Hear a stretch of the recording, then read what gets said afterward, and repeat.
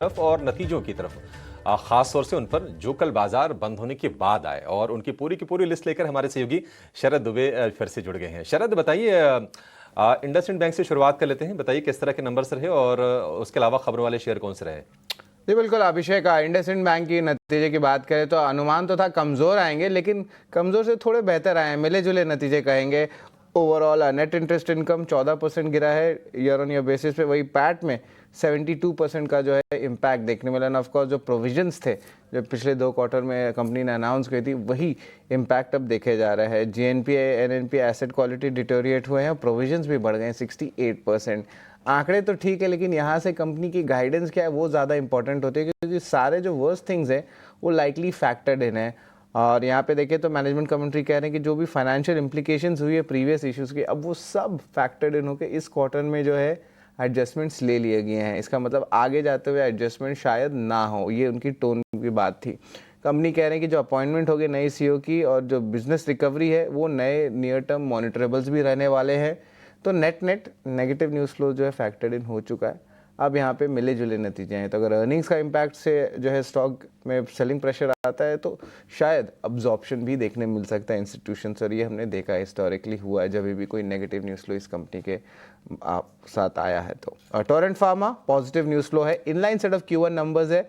और यूएस और Brazil markets में जो एक अच्छी परफॉर्मेंस दी है कंपनी ने। और देखिए इंटरेस्टिंगली मार्जिन्स बहुत स्टेडी हैं, लगभग 85 बेसिस पॉइंट्स का ईयर ऑन बेसिस पे यहाँ पे जंप देखने मिला है। अदानी टोटल गैस के लिए भी पॉजिटिव न्यूज़ फ्लो है, numbers largely inline to positive आए हैं। Overall volume 16% year on year basis आया है, और रेवेन्यू की बात करें तो 21% का उछाल यहाँ पे देखने मिला है। गेल की न्यूट्रल इम्पैक्ट हो सकती है, इनलाइन Q1 नंबर्स हैं, लेकिन एक बहुत बड़ा अनाउंसमेंट कैपेक्स का किया है 10,700 करोड़ का वित्त साल 2026 में। एबिडा मार्जिन हालांकि देखें तो 58 पॉइंट्स का जो एक अच्छा उछाल यहाँ देखने मिला है। Mazagon dock high value stock है और कमज़ोर नतीजे हैं तो स्टॉक में भारी पिटाई हो सकती है या एक्सीडेंट ऑफ द डे भी हो सकता है। मार्जिन से यहाँ पे 15% से ज़्यादा गिर चुके हैं, और रेवेन्यू हालांकि थोड़ी सी अपमूव ज़रूर आई है, लेकिन नेट प्रॉफिट एबिडा सब 35 से लेकर 50% गिर गए साल दर साल बेसिस पे। अरविंद फैशन पहले तिमाही के नतीजे स्ट्रॉन्ग आए हैं, और ऑफ कोर्स टेक्सटाइल में अपसाइकल है। हाल ही में यूके एफटीए के भी अनाउंसमेंट आए हैं जिसका ये कंपनी बेनिफिशियरी है। ऑपरेटिंग पैरामीटर्स हमने चेक किए, ये इंप्रूव किए हैं। एबिडा में 16% का उछाल देखने मिला ईयर ऑन ईयर बेसिस पे। इसके अलावा पारादीप फास्फेट्स, इस पे भी नज़र रखेंगे, बहुत शानदार नतीजे देखने मिले हैं Q1 नंबर्स पे। नेट प्रॉफिट 60% बढ़ा ईयर ऑन ईयर बेसिस पे, और एबिडा मार्जिन में भी अच्छी उछाल देखने मिली है।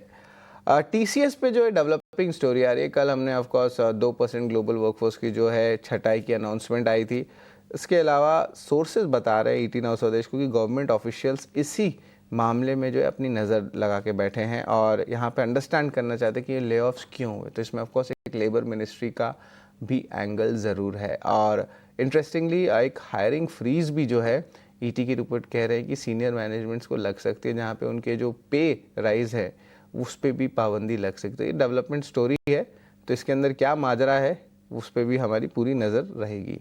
Tata power, Adani green, solar power producers सब पे नज़र रखें। आज mandatory use ALMM listed solar PV cells 1 महीने के बाद जो है पब्लिकेशन से आप शुरू कर सकते हैं मैन्युफैक्चरिंग के लिए। ये स्टॉक्स के लिए पॉजिटिव है। ALMM बोलते हैं तो approved list of models and manufacturers के लिए कहते हैं। तो नेट ये पॉजिटिव न्यूज़ फ्लो है। ONGC के लिए भी एक अच्छी न्यूज़ फ्लो है। BP एक्सप्लोरेशन और रिलायंस के साथ इन्होंने करार किया है, और ये ऑपरेटिंग एग्रीमेंट जो है ऑफशोर ब्लॉक में रहेगा जो कि सौराष्ट्र बेसिन में लोकेटेड है। तो इस पे जो है अभिषेक हमारी नज़र रहेगी। स्टॉक स्पेसिफिक ज़्यादा न्यूज़ फ्लो नहीं है, सेक्टर स्पेसिफिक भी ज़्यादा न्यूज़ फ्लो नहीं, लेकिन जो मेजॉरिटी ऑफ द मूव होने वाले हैं वो अर्निंग्स पे आज होने वाला है, तो इस पर हमारी नज़र होनी चाहिए। बिल्कुल ठीक है। नतीजों का सीजन चल भी रहा है और निफ्टी की 25 कंपनियों के नतीजे आ गए हैं, और 25 में अगर हम बात करें तो सिर्फ 6 नंबर्स वो आए हैं अनुमान से बेहतर।